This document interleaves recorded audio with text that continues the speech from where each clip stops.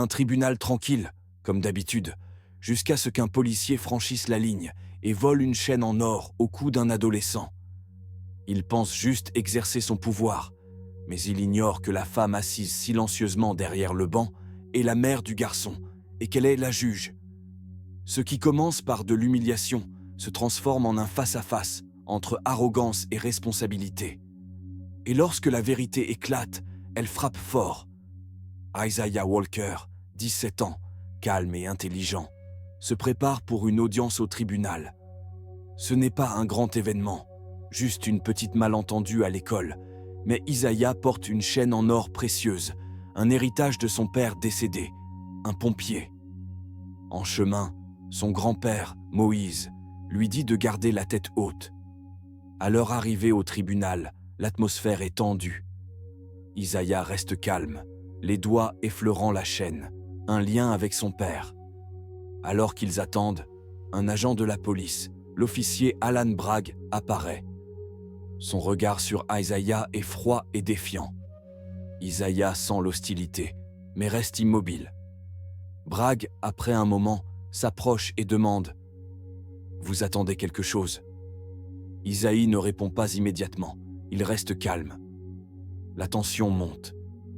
Isaiah Walker, 17 ans, porte une chaîne en or précieuse, un héritage de son père décédé, un pompier. Lors de son audience au tribunal, un policier, l'officier Bragg, l'interroge avec mépris. Il remarque la chaîne et l'accuse de l'avoir volée. Isaiah reste calme, mais Bragg insiste, se moquant de lui. Moses, le grand-père d'Isaiah, le regarde, mais reste silencieux, trop frustré pour intervenir. Bragg s'approche d'Isaiah, lui demande s'il a volé la chaîne et commence à l'humilier. Alors que l'atmosphère se tend, Bragg arrache brusquement la chaîne du cou d'Isaiah, la tenant comme un trophée. Isaiah, choqué, répond que c'est l'héritage de son père, mais Bragg continue de le ridiculiser. Moses, furieux, s'approche et défend son petit-fils. Mais Bragg n'écoute pas et prend la chaîne comme preuve, la mettant dans sa poche sans explication. Isaiah, abasourdi, entre dans la salle d'audience où Bragg continue de se comporter comme si de rien n'était, riant et se détendant, ignorant l'humiliation qu'il a infligée. Isaiah se sent volé à nouveau, mais il se concentre sur la chaîne qui symbolise son père et son héritage, même s'il sait que la lutte ne fait que commencer. Le tribunal se mit à vivre. Des papiers bruissèrent, le marteau du juge resta immobile, et puis une porte s'ouvrit. La juge entra. Isaiah ne la remarqua pas immédiatement, juste sa robe, son attitude, l'autorité qui l'accompagnait à chaque pas. Puis, il entendit sa voix. Tout le monde se lève. Tous se levèrent, et Isaiah eut un arrêt cardiaque. La juge est Eleanor Walker, sa mère. Elle s'installa calmement derrière le banc, comme si rien ne pouvait l'ébranler. Mais Isaiah reconnut cette lueur dans ses yeux. Elle avait peut-être vu quelque chose avant qu'il ne le réalise, ou elle était arrivée plus tôt. Bragg ne semblait pas remarquer. Il gardait son sourire, la chaîne toujours dans sa poche. Isaiah remarqua cependant la façon dont le regard de sa mère se tourna brièvement vers Bragg avant de revenir à l'audience. Elle prit place et le tribunal reprit. Mais Isaiah savait que quelque chose avait changé. Le silence n'était plus simplement un silence, c'était le souffle avant l'orage. Bragg, toujours souriant, ne comprenait pas qu'il se trouvait dans la seule salle où il n'était pas celui qui détenait le pouvoir. Isaiah était assis à la table des défendeurs, ses mains tremblant légèrement. Ce n'était pas la douleur qui le perturbait, mais le regard cruel de Bragg lorsqu'il avait arraché la chaîne de son père. Il ne l'avait toujours pas enregistrée. Bragg la sortit de sa poche, la brandissant comme un vulgaire bibelot. Isaiah se sentit de plus en plus mal. La salle devenait de plus en plus silencieuse. Les gens autour regardaient, certains curieux, d'autres inquiets, mais aucun ne semblait surpris. Ce n'était pas nouveau pour eux. Bragg se présenta à la cour comme si c'était son propre show. Cette personne portait ce qui semble être un objet volé. Il leva la chaîne, la montrant à tout le monde. Isaiah sentit son ventre se tordre. Moses, son grand-père, bougea dans son siège, les doigts serrés autour de sa canne. Le juge Walker leva les yeux, son visage impassible. « Vous l'avez confisqué ?» demanda-t-elle d'un ton calme mais tranchant. Bragg, pris au piège, balbutia. La juge continua. « Vous avez pris un bien appartenant à un mineur sans mandat, sans cause probable et sans enregistrement. » Le silence envahit la salle.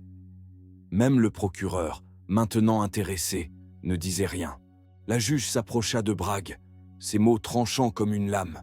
« Ce que vous avez fait n'est pas une procédure, c'est de l'humiliation.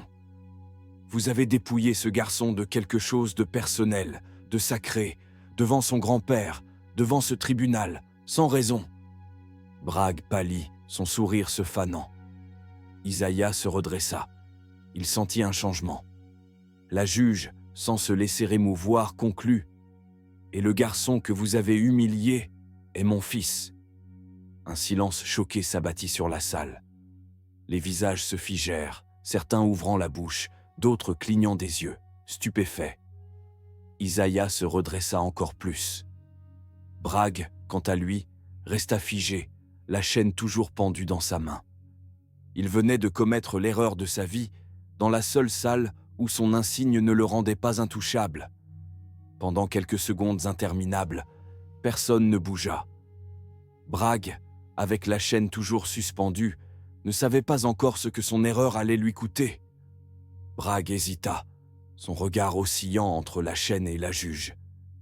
Il aurait voulu la faire disparaître, la remettre dans sa poche, ou prétendre que cela n'était jamais arrivé, mais ses mots ne sortirent pas. Il n'arrivait pas à assimiler ce qui venait de se dire. Les mots de la juge Walker résonnaient encore dans l'air, nets et irréversibles. « Le garçon que vous avez humilié est mon fils. » Isaïe, lui, ne bougea pas. Il resta immobile, essayant de comprendre l'ampleur du moment, tandis que chaque regard se posait sur lui, certains remplis d'incrédulité, d'autres de sympathie, quelques-uns, plus rares, d'une froideur glaciale, de la déception, de la colère, mais pas envers Bragg, non, envers lui, comme s'il était celui qui avait dérangé l'illusion de la justice. Mais peu importe, la vérité était maintenant sur la table, et personne ne pouvait faire comme si de rien n'était. Bragg tourna lentement la tête vers la juge. Son sourire se transforma en confusion, puis en panique, mais il ne parla toujours pas. La juge Walker, sans cligner des yeux, prit la parole. « J'ai vu ce qui s'est passé dans ce couloir. J'ai vu comment vous l'avez abordé, comment vous avez mis vos mains sur lui, comment vous l'avez traité non pas comme un citoyen, ni même comme un enfant, mais comme un suspect sans raison. » Elle marqua une pause, puis ajouta « Et vous n'avez même pas pris la peine de lui demander son nom. » Bragg avala difficilement sa salive. « Votre honneur, je... » commença-t-il. La juge leva la main pour l'interrompre. « Ne parlez pas, vous avez déjà assez dit. » Le silence était lourd. Même le reporter judiciaire arrêta de taper. Isaiah avait l'impression de flotter, presque comme s'il ne vivait pas vraiment cette scène, en attendant que quelqu'un intervienne, que l'instant soit réinitialisé, que l'on fasse comme si cela n'était pas réel. Mais le silence dans cette salle était total, et Bragg, désormais délogé de la sécurité de son uniforme, se trouvait dans une position où il ne pouvait plus manipuler les choses comme il le faisait avant. La juge Walker se pencha légèrement en avant. « Vous êtes entré dans cette salle d'audience sans preuve, sans mandat, sans autorité pour saisir la propriété de mon fils. Vous l'avez humilié publiquement, violé ses droits et ridiculisé ce tribunal. » La voix de Bragg revint, mais plus faible que d'habitude. « Avec tout le respect que je vous dois, je ne savais pas. » La juge l'interrompit à nouveau. « Mais vous saviez à quoi il ressemblait, et ça, dit-elle en se penchant encore un peu, était suffisant pour vous. » La chaîne restait dans la main de Bragg. « Rendez-la, » ordonna la juge. Il hésita un instant, puis, comme s'il avait traversé un marécage, il avança lentement, la chaîne entre les doigts. Elle tomba sur la table de défense, avec un bruit métallique. Une petite chose, fragile, mais à cet instant, elle semblait être l'objet le plus puissant de la pièce. Isaiah ne bougea pas, pas encore. Son avocate lui tendit la chaîne en silence. La juge Walker prit une inspiration, se redressa et se tourna à nouveau vers Bragg. Cette salle d'audience est un lieu de justice, pas un terrain pour les égaux, pas pour des excès de pouvoir et certainement pas pour des discriminations raciales. Un murmure parcourut l'audience. Certains baissèrent les yeux, d'autres hochèrent lentement la tête. Ce n'était plus un simple procès, c'était une prise de conscience collective. Bragg, les yeux fuyants, chercha une sortie, une manière de retourner la situation dans sa tête. On pouvait voir l'agitation derrière ses yeux. Il cherchait à réécrire le scénario, mais il n'y avait plus de sortie. La juge se leva, sans faire de bruit, sans frapper du marteau, mais avec l'autorité silencieuse d'une femme qui en avait assez. « Je vais déposer une plainte formelle contre vous auprès du shérif, » dit-elle calmement. « Et vous êtes désormais banni de toute procédure dans cette salle jusqu'à ce qu'une enquête complète soit menée. » Le visage de Bragg devint rouge. « Votre honneur, » commença-t-il, mais elle l'interrompit de nouveau. « C'est ce qu'on appelle des conséquences, officier Bragg, et pour une fois, vous allez les ressentir. » La pièce était complètement silencieuse. Même le reporter s'arrêta de taper un instant. Les yeux de Bragg cherchèrent de l'aide, mais il n'y avait personne. Tout ce qu'il pouvait voir était des visages tournés, des regards neutres, des gens qui venaient de voir un masque se briser. Bragg recula lentement. Mais la juge n'avait pas fini. Elle se tourna vers la galerie et parla à tout le monde. Cette salle devrait être un endroit où chaque personne qui franchit ses portes est traitée avec dignité. Mon fils ne devrait pas avoir à endurer ce que tant d'autres ont souffert en silence à cause de gens comme lui, dit-elle en jetant un regard vers Bragg. Elle se tourna maintenant vers Isaiah, et pour un instant, elle ne ressemblait plus à une juge, mais à une mère. « Je suis fière de toi, » dit-elle doucement, mais fermement. « Pour être resté calme, pour ne pas avoir réagi même quand il t'a donné toutes les raisons de le faire. » Isaiah la regarda dans les yeux, et à cet instant, tous les efforts qu'elle avait faits pour l'élever seule, pour lui enseigner à rester calme, pour lui apprendre à survivre dans un monde qui ne le voyait pas comme un enfant mais comme une menace, tout cela se manifesta entre eux comme une vérité non dite. Il hocha la tête une fois, puis, avec calme, il prit la chaîne et la remit autour de son cou. Elle ne brillait pas plus qu'auparavant, mais à cet instant, elle se sentait plus lourde, plus forte. Bragg se tourna en marmonnant, poussant les portes du tribunal avec des pas rapides et inégaux, mais Isaiah ne le regarda pas partir. Il n'en avait pas besoin, car pour la première fois de sa vie, ce n'était pas lui qui était obligé de partir en silence. Cette fois, c'était l'homme avec le badge, et cette fois, le silence lui appartenait. On pouvait sentir un changement dans la pièce. Ce n'était pas bruyant. Il n'y avait pas de cris ni de chaos, juste un silence lourd qui disait à tout le monde dans cette salle qu'il se passait quelque chose. Quelque chose qu'il ne pouvait plus ignorer, ni oublier, et certainement pas feindre que cela ne comptait pas. Isaiah s'assit lentement, la chaîne reposant sur sa poitrine, là où elle appartenait. Il la toucha doucement, non pas pour se réconforter, mais pour confirmer qu'elle était bien là. Ce n'était pas une victoire, pas exactement, mais ce n'était pas une défaite non plus. Pour la première fois en longtemps, il n'était plus une cible. Il avait été vu, protégé, respecté. Et de l'autre côté de la salle, Bragg semblait être un homme qui venait de comprendre que les projecteurs n'étaient plus braqués sur lui. Il était toujours là, près de la porte du tribunal, le regard fuyant, se demandant s'il devait parler à nouveau ou simplement partir. Mais la juge ne lui laissa pas le choix. « Bailly, » dit-elle sans élever la voix, « veuillez escorter l'officier Bragg jusqu'au hall. Sa présence ici n'est plus requise ni appropriée. » Le bailli n'hésita pas, se dirigeant vers Bragg d'un pas ferme mais officiel, comme si le processus était déjà lancé. Bragg ouvrit la bouche, mais aucun mot n'en sortit. Walker l'interrompit d'un regard, ni de colère, ni même de dégoût, juste une autorité, celle qui vient de tant d'années passées à être sous-estimée et à survivre à chaque tentative de l'écarter. « Ce n'est pas fini », murmura Bragg entre ses dents, alors qu'il était emmené. Le juge Walker baissa les yeux sur ses papiers, comme si elle ne l'avait même pas entendu. Mais elle l'avait entendu. Tout le monde l'avait entendu. Isaiah expira lentement. Son avocat se pencha et murmura « Ça va ?» Il hocha la tête, bien qu'il ne fût pas sûr de savoir ce que « aller bien » signifiait en ce moment. Tout ce qu'il savait, c'était que l'équilibre avait changé. Ce que Bragg avait fait, ce qu'il pensait être une simple démonstration de force, était désormais sous surveillance, une véritable surveillance, de la part de la seule personne dans la pièce qui pouvait s'assurer que cela ne disparaîtrait pas dans l'oubli. Le juge Walker ajusta ses lunettes et continua, comme une professionnelle, mais l'air était devenu plus lourd, si ce n'était plus lourd.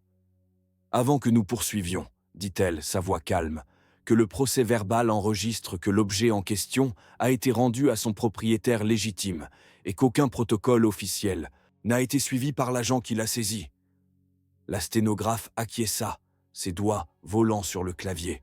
« Il convient également de noter, continua-t-elle, que je me récuse de toute décision future concernant cette affaire afin d'éviter tout conflit d'intérêts. L'affaire sera réassignée à un autre juge. » Isaiah cligna des yeux. Elle le regarda un instant, ses yeux se radoucissant. « Mais je ne me récuserai pas sur ce qui vient de se passer dans cette salle d'audience, dit-elle. Ce n'est pas une question de famille, c'est une question de droit. » On pouvait entendre le changement dans sa voix, maintenant non pas émotionnelle, non personnelle, mais tranchante, plus tranchante que l'acier. Elle s'inclina légèrement sur sa chaise, les mains jointes. « J'ai vu des agents comme Bragg pendant toute ma carrière, dit-elle. Des hommes qui croient que leur insigne est un bouclier contre les conséquences, qui confondent pouvoir et immunité, qui estiment que c'est eux qui décident, qui méritent de la dignité. » Elle regarda l'ensemble de la salle. Ces hommes passent souvent inaperçus, et parce qu'ils ne sont pas contrôlés, ils deviennent de plus en plus audacieux, bruyants et dangereux. Mais pas aujourd'hui, pas ici. Il y eut un murmure dans la galerie, doux comme une ondulation dans un étang calme. Tout le monde n'était pas d'accord, mais personne n'osa l'interrompre. « Je ferai en sorte que les événements d'aujourd'hui soient soumis aux affaires internes, dit-elle, et je veillerai personnellement à ce que chaque seconde de cet incident dans le couloir soit révisée par le comité disciplinaire. » Une pause.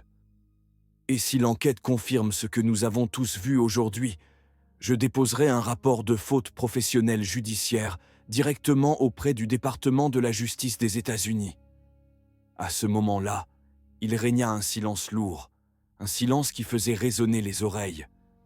Le cœur d'Isaiah battait fort, pas par peur, mais par incrédulité. C'était vraiment en train de se produire.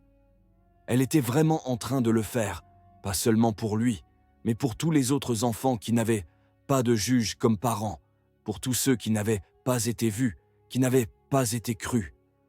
Et Bragg, où qu'il soit en ce moment, commençait à sentir la chaleur. Son avocat devait être en train de paniquer, son représentant syndical sûrement déjà au téléphone, mais cela ne changerait rien, car le mal était fait.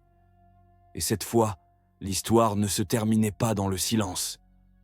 À l'arrière de la salle, Moses Walker restait immobile, mais ses yeux étaient plus brillants, plus fermes.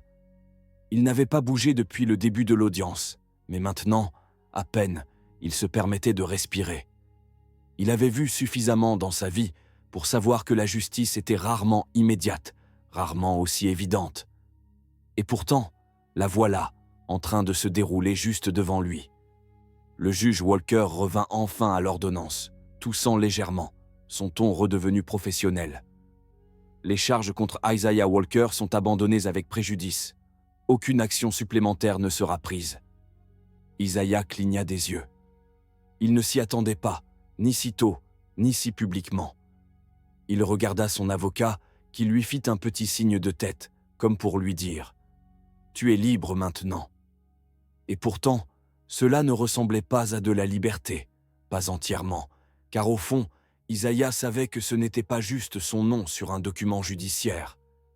Ce n'était pas juste une chaîne en or, ni même Bragg. C'était plus grand que cela. C'était ce que cela signifiait de se retrouver dans une salle d'audience en tant que jeune noir et d'être présumé coupable avant même d'avoir ouvert la bouche. C'était être vu comme une menace avant même de se lever.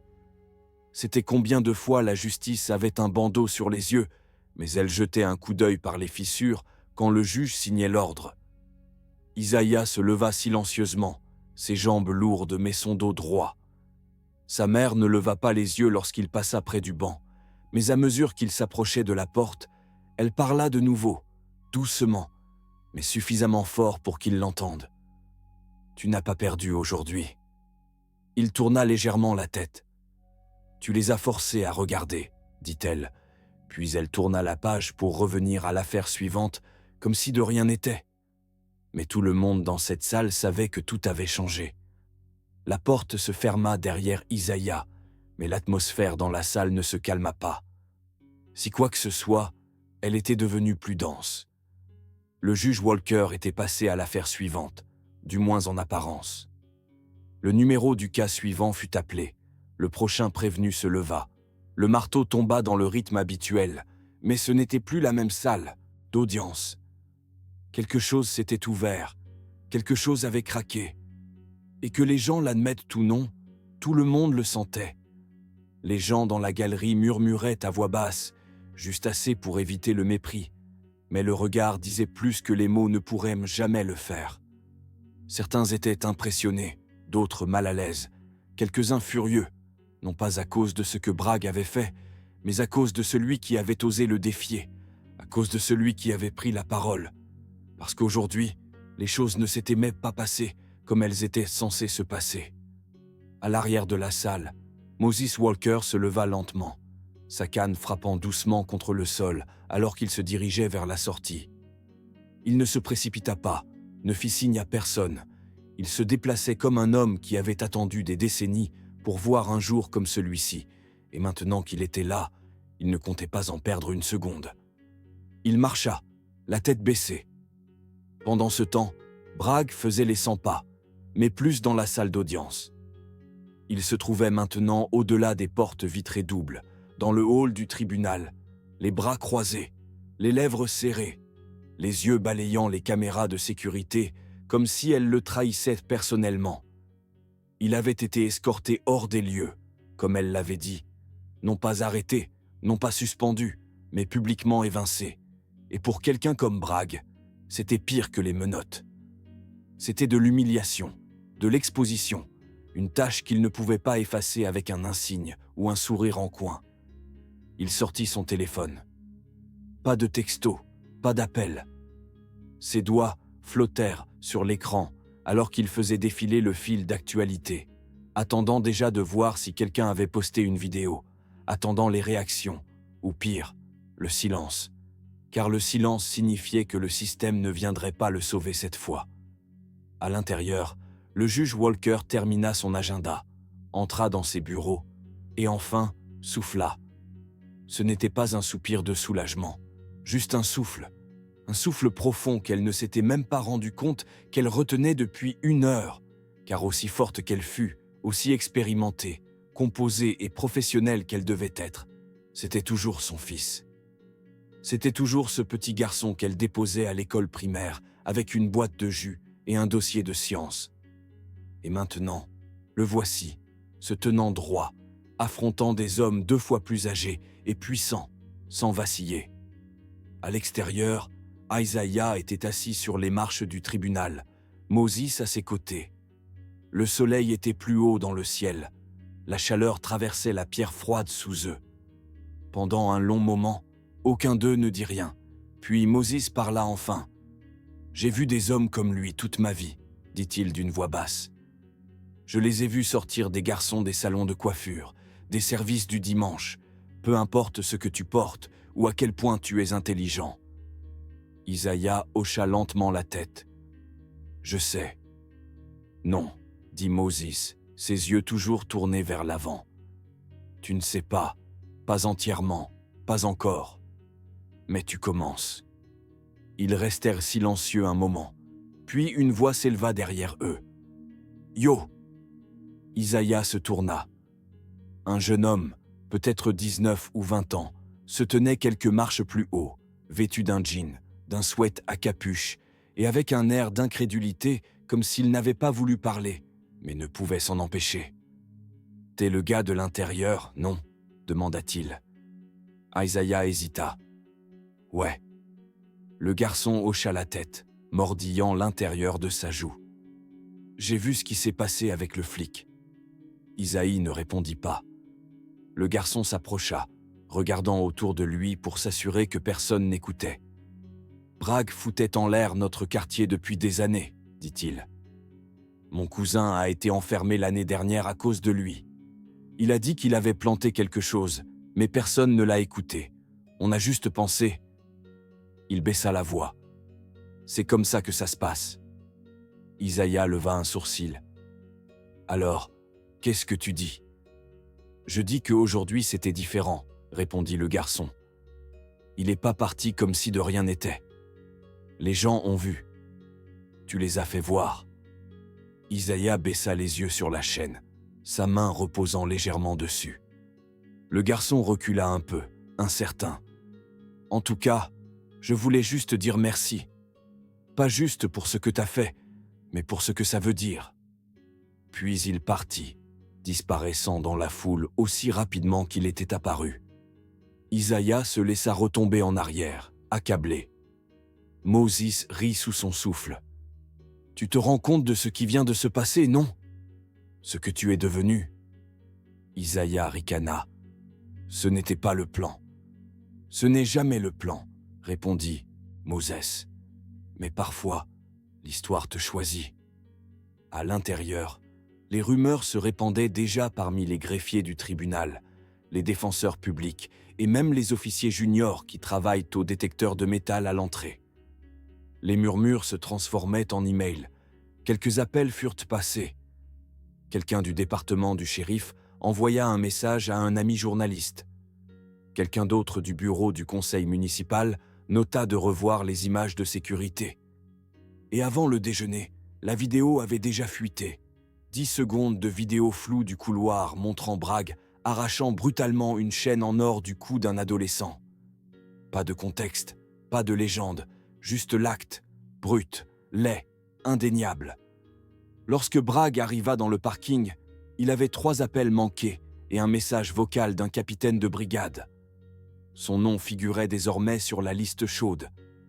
Les affaires internes allaient être frappées, pas parce qu'ils en avaient envie, mais parce que maintenant le monde entier regardait, et la salle d'audience qui avait autrefois été son terrain de jeu lui tournait le dos. Le juge Walker était dans son bureau, fixant la petite fenêtre carrée qui donnait sur le centre-ville. Son téléphone vibra avec un message de la liaison du tribunal du district des États-Unis. « Appelle-moi quand tu es libre. » Elle ne l'appela pas encore.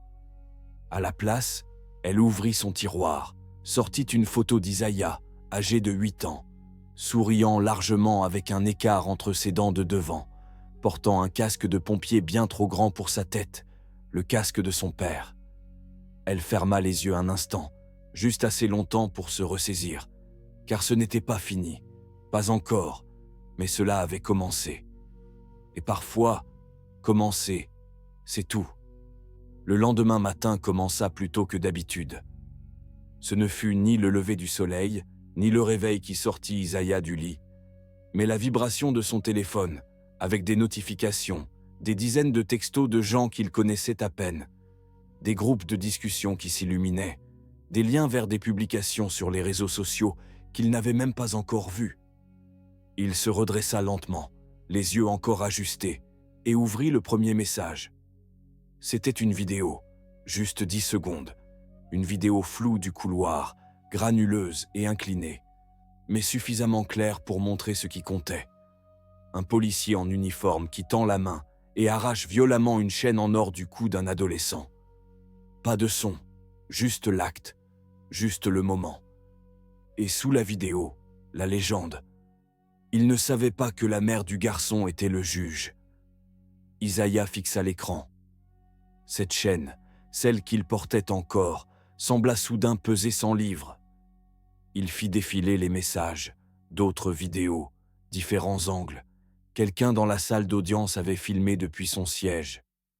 D'autres avaient tout et découpé les mots du juge. La citation était partout. Tu as vu ce qu'il avait l'air, et c'était suffisant pour toi. Ça avait viré viral du jour au lendemain sur Twitter, Facebook et même sur TikTok. Il ne savait pas quoi ressentir. Était-ce de la justice, de l'exposition, ou juste un autre cycle médiatique en attendant de se consumer? En bas, Moses était déjà à la table de la cuisine, sirotant son café noir et lisant le journal, mais pas celui avec le visage de Bragg dessus. Il n'avait pas besoin de voir les gros titres, il savait déjà comment ça allait se dérouler. « T'as vu les infos ?» demanda-t-il sans lever les yeux. Isaiah hocha la tête. « Bien, » dit Moïse. « Maintenant, laisse ça pas te distraire. » Isaiah leva un sourcil. « De quoi ?»« De rester stable, » répondit Moïse. « Ce n'est pas la ligne d'arrivée, c'est juste le premier pas. » Du côté du département du shérif, ce n'était pas calme. L'officier Gérald Bragg arriva avec 2 heures de retard, des cernes sous les yeux et la mâchoire raide. Il entra par la porte latérale pour éviter la réception, mais ça n'aidait pas. Tout le monde avait déjà vu la vidéo. Chaque regard dans le couloir semblait plus tranchant. Chaque porte fermée résonnait plus fort derrière lui. Sur son bureau, un dossier était posé. Examen UEA, affaires internes. Il ne l'ouvrit pas, il n'en avait pas besoin. Parce que le vrai problème n'était pas les papiers, c'était le silence. La façon dont les autres policiers ne l'accueillaient plus comme d'habitude. La façon dont ses appels allaient directement à la messagerie vocale. La façon dont le sergent qui le soutenait toujours était soudainement trop occupé pour parler. Ce silence qui le protégeait autrefois se transformait maintenant en un mur. À midi, le bureau du maire avait publié une déclaration. « Nous examinons les images de l'incident impliquant l'officier Bragg et un mineur. La conduite est sous enquête. Nous prenons ces affaires au sérieux. » C'eut une déclaration qui disait tout en ne disant presque rien. Bragg la fixa sur son écran, la mâchoire tellement serrée qu'il sentait qu'elle allait se casser. Il envoya un message à son représentant syndical.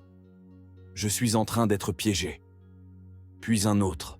« Elle rend ça personnel. » Mais au fond, il savait la vérité. C'était personnel, parce qu'il l'avait rendu personnel. Et maintenant, il perdait la seule chose sur laquelle il avait toujours compté, le contrôle. Pendant ce temps, Isaiah avait enfin quitté la maison. Il marchait dans le quartier avec sa capuche relevée, ses écouteurs dans les oreilles, essayant de ne pas attirer l'attention. Mais les gens le reconnaissaient de toute façon. Une femme dans une voiture garée baissa sa fenêtre et lui fit un signe de tête discret. Un adolescent de l'autre côté de la rue leva le poing. 2 hommes plus âgés dans le salon de coiffure applaudirent alors qu'il passait. Il ne parla pas, il hocha juste la tête. Mais à l'intérieur, ses pensées tournaient à toute vitesse. Comment en était-il arrivé là si vite ? Comment un moment dans une salle d'audience s'était-il transformé en une onde de choc qui continuait de se propager ? Il n'avait rien demandé. Il n'avait pas crié. Il n'avait pas résisté. Il avait fait ce que sa mère lui avait toujours dit de faire. Rester calme, rester immobile, laisser la vérité parler plus fort que le bruit. Et d'une manière ou d'une autre, ça avait fonctionné. Mais maintenant, le bruit le rattrapait. À la fin de la journée, 3 autres plaintes contre Bragg étaient apparues, 2 de l'année dernière, une d'il y a près de 10 ans. Des affaires qui avaient disparu, les dossiers qui avaient été discrètement enterrés, mais maintenant, avec tous les regards braqués sur eux, étaient ramenés à la lumière. Et Isaiah se voyait poser des questions par des journalistes, des leaders communautaires, des avocats qui voulaient soudainement savoir s'il accepterait de témoigner, s'il serait le visage de quelque chose de plus grand. Il ne savait pas quoi dire. Il n'était qu'un gamin venu au tribunal pour un malentendu, et qui en était ressorti avec le système tournant en rond derrière lui. Ce soir-là, sa mère rentra tard, sa robe toujours posée sur son bras, ses talons claquant doucement sur le parquet. Elle avait l'air fatiguée, mais pas vaincue. Isaiah était assis à la table, ses livres ouverts mais intouchés, la chaîne posée sur son carnet, capturant la lumière de la cuisine. Elle s'assit en face de lui.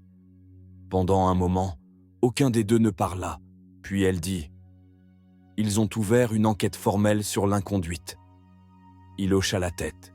« Je suppose qu'ils vont interviewer d'autres témoins la semaine prochaine. » Elle ajouta « Certains se manifestent pour la première fois. » Isaiah avala difficilement. « À cause de moi. » Elle répondit « En partie, mais surtout à cause de ce qu'il a fait, et parce qu'ils savent maintenant qu'ils ne seront pas ignorés. » Il baissa les yeux sur la chaîne, la retournant dans sa main. « Je ne pensais pas que ça aurait autant d'importance. » Elle sourit doucement. « Ça a toujours de l'importance, dit-elle, mais parfois, le monde doit le voir avant de commencer à s'en soucier. » Il hocha lentement la tête, puis posa la question qui lui brûlait les lèvres depuis toute la journée. « Tu penses qu'ils vont réellement faire quelque chose cette fois ?» Elle plongea son regard dans le sien, le soutint. « Je ne sais pas, » répondit-elle honnêtement. « Mais je sais ceci, ce que tu as fait a rendu impossible pour eux de prétendre que ça n'était pas arrivé. » Et à ce moment-là, Isaiah sentit quelque chose en lui se transformer. Ce n'était pas de la fierté, pas exactement, mais quelque chose de proche. Une sensation que, qu'il le veuille ou non, il était entré dans quelque chose de plus grand, que ce seul moment de calme, de silence, avait fait plus de bruit que quiconque n'aurait pu l'imaginer. Et maintenant, tout le monde écoutait. Le bourdonnement avait commencé à se dissiper. Cela faisait presque une semaine que la chaîne avait été arrachée du cou d'Isaiah dans cette salle d'audience, et l'histoire, autrefois brûlante et virale, refroidissait lentement, comme des braises après une tempête. Les vidéos étaient toujours là, les citations circulaient encore sur les timelines, mais le bruit, cette partie-là, avait commencé à se calmer. Et dans ce silence qui suivait, Isaiah se retrouvait avec quelque chose de plus difficile à affronter. Des questions, pas des questions de journalistes ni de camarades, mais de lui-même. Il était assis sur les marches de leur maison, la chaîne reposant lourdement contre sa peau, le pendentif caché sous son t-shirt comme un secret qu'il ne pouvait s'empêcher de toucher. Il la faisait rouler entre ses doigts, encore et encore, comme s'il essayait de ressentir quelque chose de certain dans un monde qui n'était plus le sien. Sa mère était à l'intérieur, probablement en train de passer en revue des dossiers ou de répondre à des emails. Elle ne parlait pas beaucoup ces derniers jours, du moins pas de Bragg. Elle avait dit ce qu'elle avait à dire au tribunal, elle avait fait ce qu'elle devait faire, mais Isaiah pouvait le voir dans ses yeux. Elle était fatiguée, pas à cause du travail, mais du poids de devoir constamment tenir la ligne entre ce qu'elle représentait pour le monde et ce qu'elle représentait pour lui. Il fixa la rue devant lui. Une voiture passa, un gamin passa à vélo, des choses normales, la vie avançant. Mais pour Isaiah, il avait l'impression que le temps avait ralenti, que son corps marchait dans une direction, tandis que son esprit traînait derrière lui. Il pensait qu'il se sentirait victorieux maintenant, pensait qu'en voyant Bragg être expulsé de cette salle d'audience, en voyant les gens réagir, en voyant le monde enfin prêter attention, cela réparerait quelque chose. Mais ce n'était pas le cas, pas vraiment. Il se souvenait encore de la façon dont les gens l'avaient regardé dans cette salle d'audience. Avec compassion, pas tous. Certains le regardaient comme s'il était le problème, comme s'il était une perturbation, comme si, s'il avait juste gardé la tête baissée, rien de tout cela ne serait arrivé. Ils n'étaient pas choqués par ce que Bragg avait fait, ils étaient choqués qu'il se soit fait prendre, et d'une manière ou d'une autre, cela rendait les choses pires. La porte d'entrée s'ouvrit derrière lui. Il ne se tourna pas. Il savait que c'était elle. Sa mère s'assit à côté de lui, en silence. Elle ne dit rien au début. Elle s'assit juste là, les mains sur ses genoux, les épaules détendues, mais vigilantes. C'était toujours ainsi quand il souffrait. Elle ne se précipitait jamais, ne demandait rien. Elle était juste là. Après un moment, Isaiah brisa le silence. « Je pensais que je me sentirais différent, dit-il. » Elle ne répondit pas tout de suite.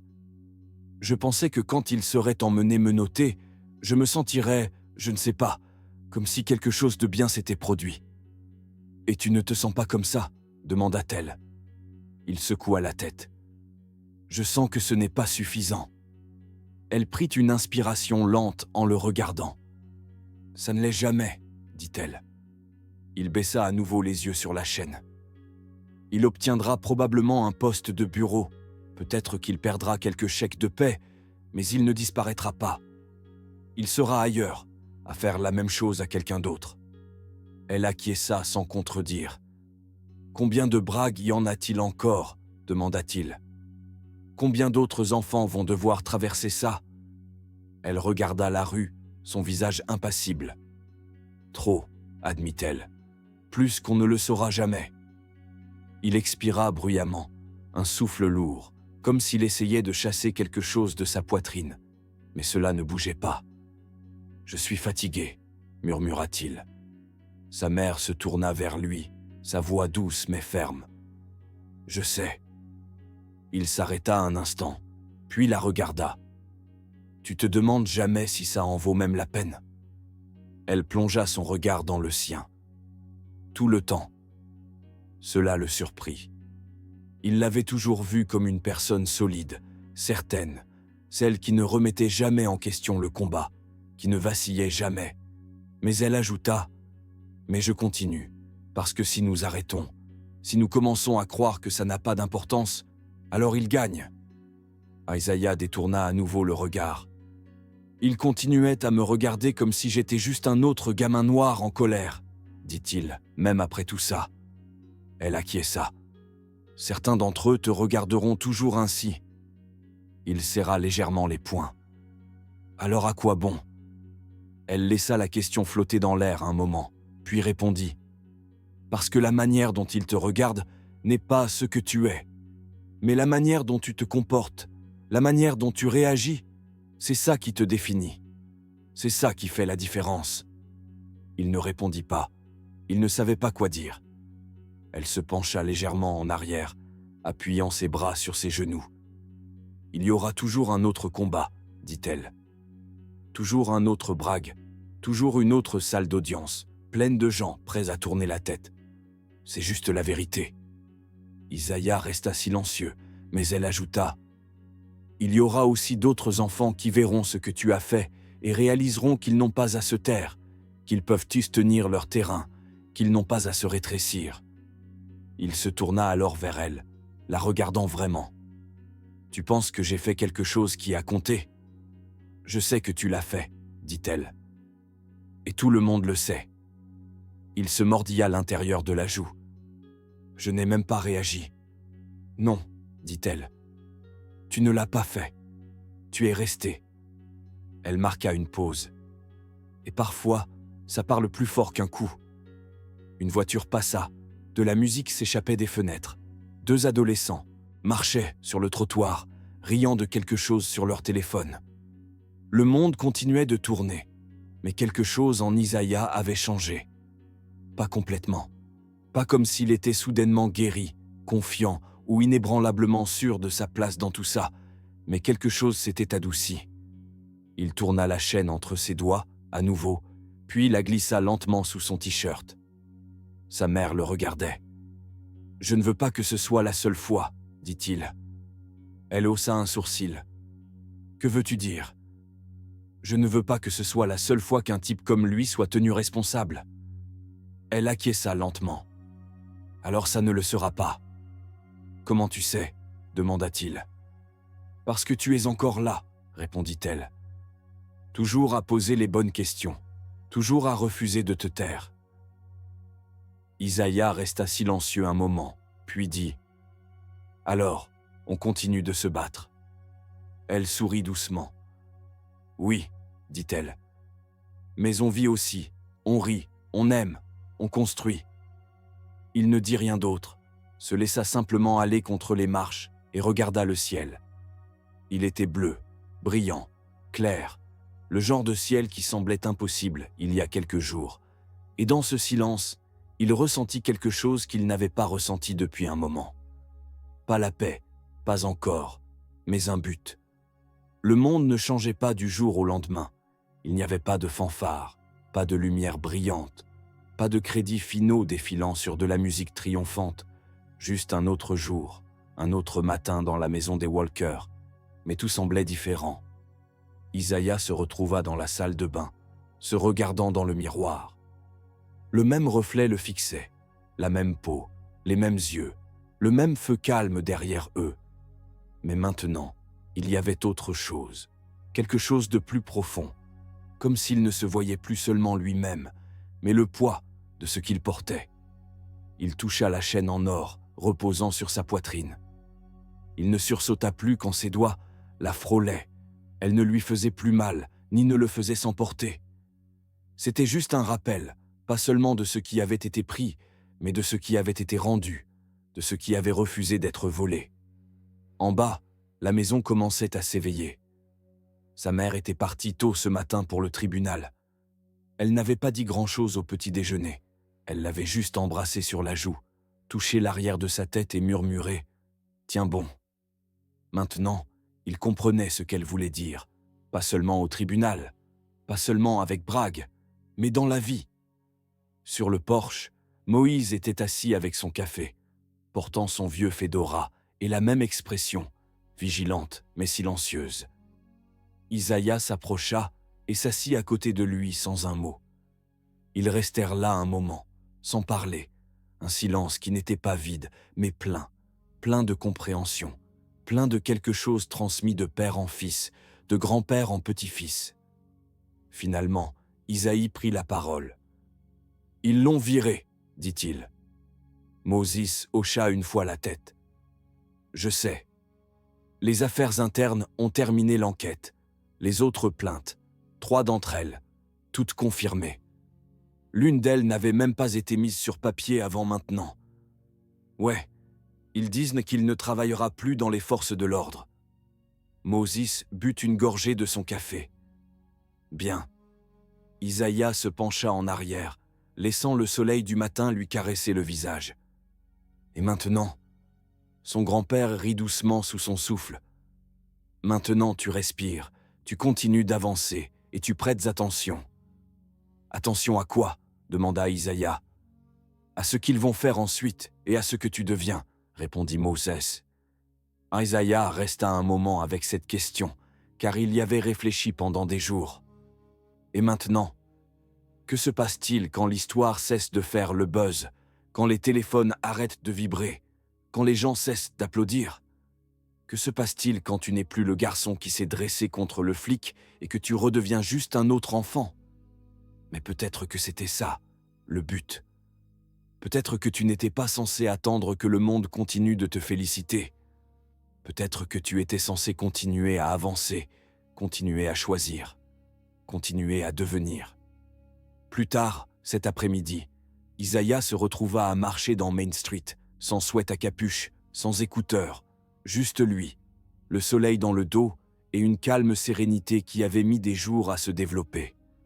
Les gens continuaient à le remarquer, mais les regards étaient différents maintenant.